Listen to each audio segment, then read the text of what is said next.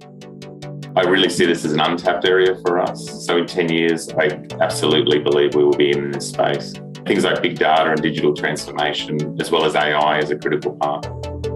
Welcome to the GBS Masterminds podcast, the one and only platform for global business service leaders to share their experiences of building world-class shared service organizations.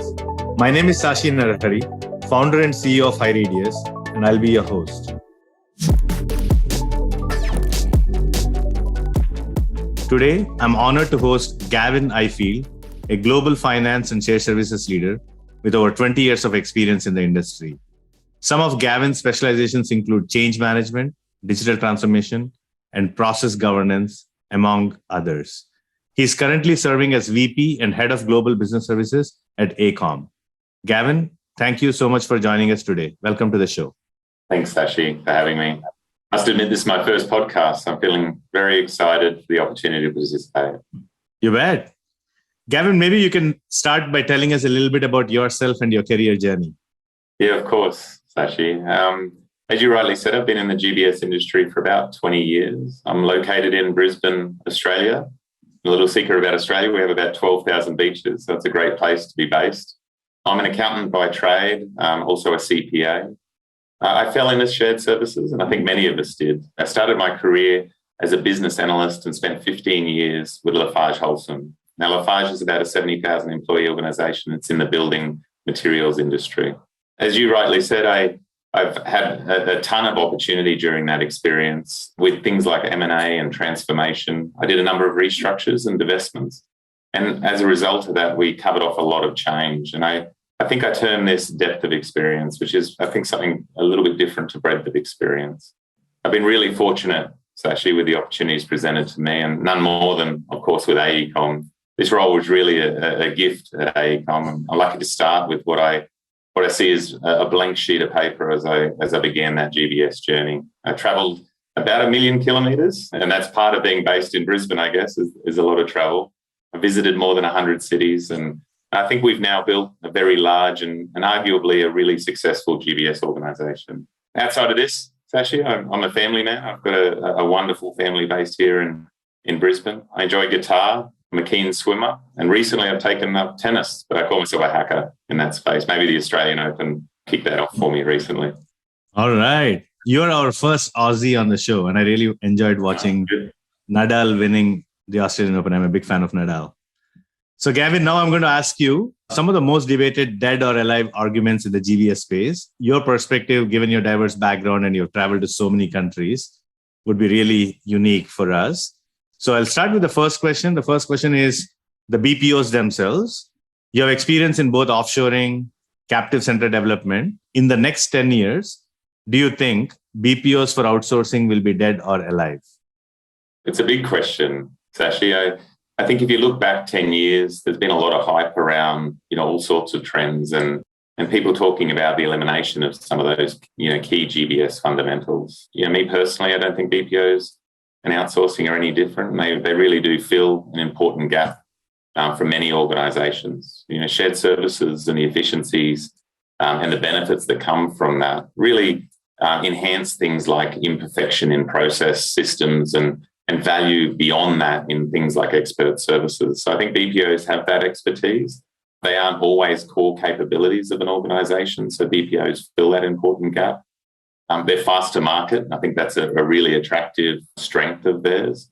They also bring tremendous governance and frameworks, which aren't often natural for organizations internally. So I think to answer your question, I think those imperfections will still exist in 10 years. So BPOs will still have a role to play.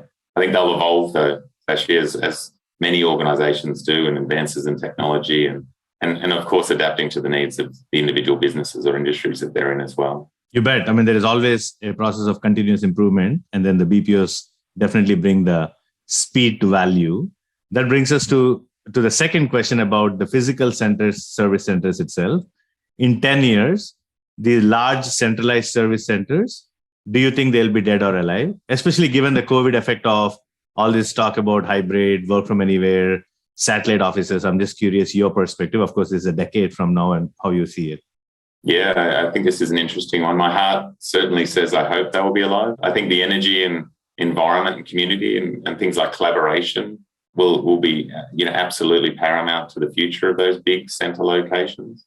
And for us, we've used those locations equally to engage leaders across the organisation and stakeholders. They're very impressive. It really exposes them to things like the culture and alternative ideas that come from those, different environments, and builds goodwill and relationships with stakeholders with the GBS organisation by having centralised locations. I think it's really what differentiates us. And I've noticed through, things like COVID that we can tend to commoditise our service offering. So I think these centralised locations decommoditise that because we can, create EVP and slow inflation through having those. COVID, though, and certainly advances in digital really have challenged this phenomenon. I think the pendulum has swung a lot, but I think it will come back and be a little bit more balanced. And I think, things like flexible working will be much bigger questions than whether or not you have a centralised location or not. Very good perspective. It's interesting. So I think the pendulum already has probably started swinging back a little bit. Even a lot of the companies that announced work from anywhere or work from home have started to reverse course a little bit. I think the key aspect that was underestimated was the focus on work to be done, but not the culture and the collaboration and the relationship. So it's a good perspective. All right, we'll go to number 3 question. Gavin, one of your key responsibilities at AECOM has been to develop the technology and the digital strategy. Based on your experience, in the next 10 years, do you think RPA, and specifically in the current form, which is mostly the as-is screen flow automation, do you think that will be dead or alive?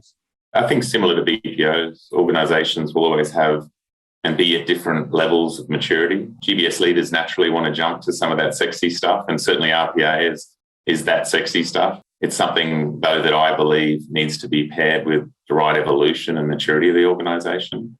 So I think there will always be organisations, asking things like, what does RPA actually stand for? And there's others that are doing really incredibly impressive things like, cognitive advanced technologies and so forth.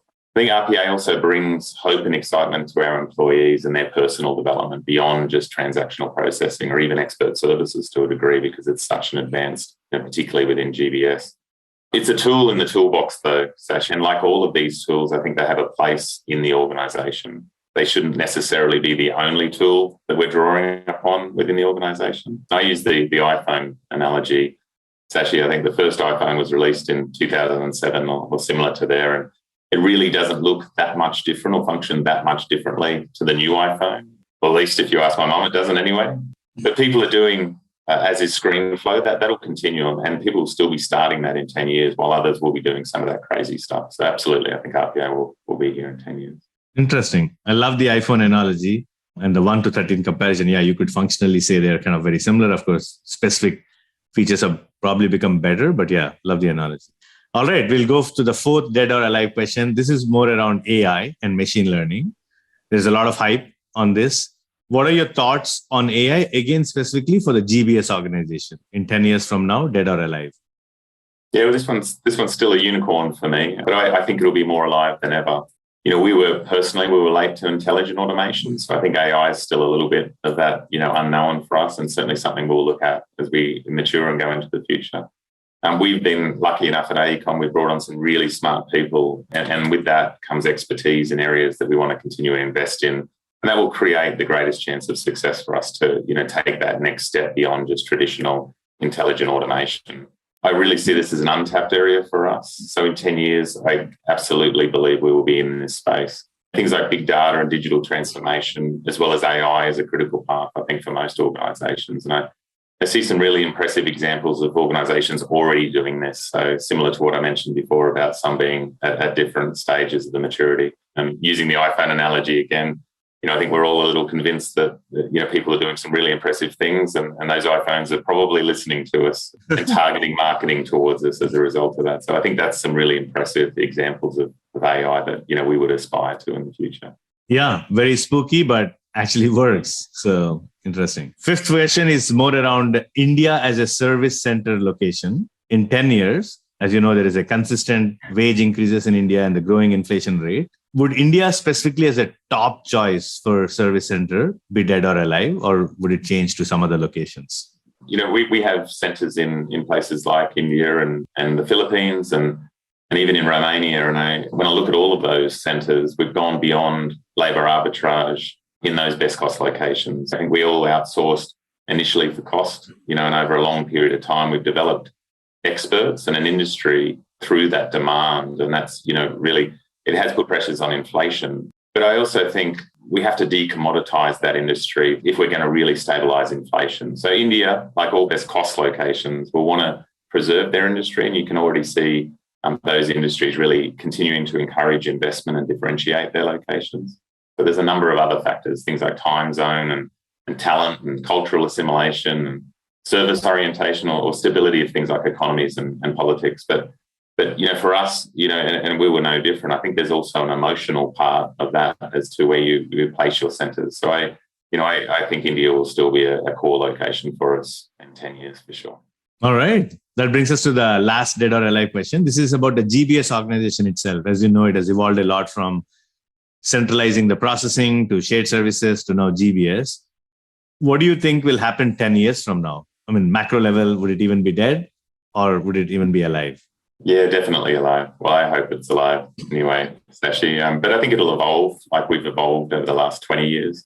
I talked a lot last year about what I see as the fourth stage in GBS maturity. And I term it virtual-centric. I think you can call it a number of things, but I term it virtual-centric. And I think that'll include a range of different things as we evolve, things like outcome-focused strategy and experience-oriented governance. We've focused a lot on KPIs in the past and SLAs and service delivery components, but I think outcomes will be more important to GBS in the future. I think things like the gig economy and the pandemic, rapid acceleration in digital, I think that will see changes in placement agnostic strategies. We focused for a long time on standardization, but I think customers and technology are becoming more sophisticated and they're demanding personalization. You see that even in some of the devices and other things that we use in our daily life. So I think that'll be a key trend in GBS. I think, things like cybersecurity and information have to be, at the forefront of GBS organizations in the future, just by nature of where digital transformation is going. I've got a teenage daughter and certainly things like ESG and other important trends will change what we do in the future because of that next generation. It'll change perspectives and priorities. And I'm also, a keen person like everybody around some of these financial things that are changing. So things like cryptocurrency and so forth.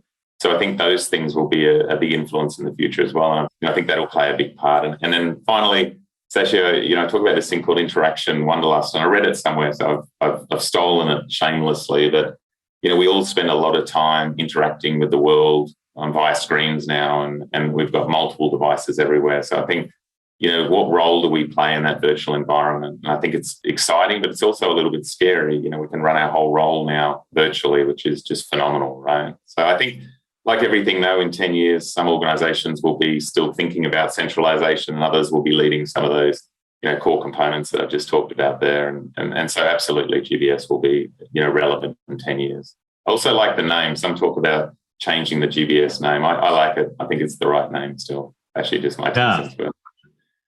Talking about interaction via screens, we are doing that as we speak. You're in Australia, daytime. We're in the US. And when we're able to execute this podcast, yeah, amazing. All right. Gavin, you've actually been very nice. You kept all 6 alive, which is rare, but good. It also brings the unique perspectives. Thank you. Yeah, I'm a big believer in GBS, and maybe that's why I've influenced my answers with all being alive but evolved, with a little caveat at the end. Actually.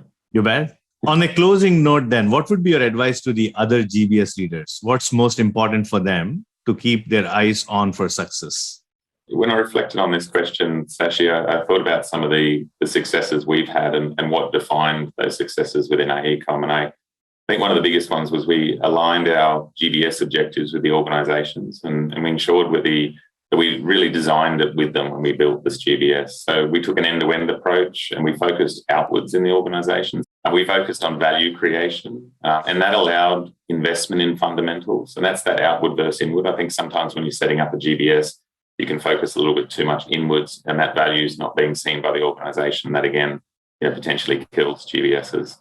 We also were lucky enough because of our catalogue of services to have things like marketing within GBS as a service offering to the organization. So we leveraged off that and really did a lot of work around change and marketing our brand within GBS. And I think that builds confidence and helps build the brand within the organisation as well. So I'd really say, spend time on that to look impressive and organised to the organisation. That's similar to if you're a BPO, you've got to market your brand that way. So do that internally.